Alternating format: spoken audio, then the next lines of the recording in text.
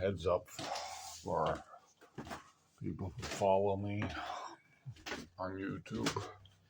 I've started a TikTok account.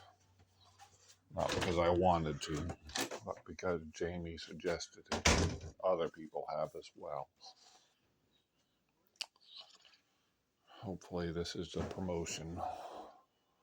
So if you see this on TikTok and you have YouTube, follow me on YouTube and look for my friend Jamie on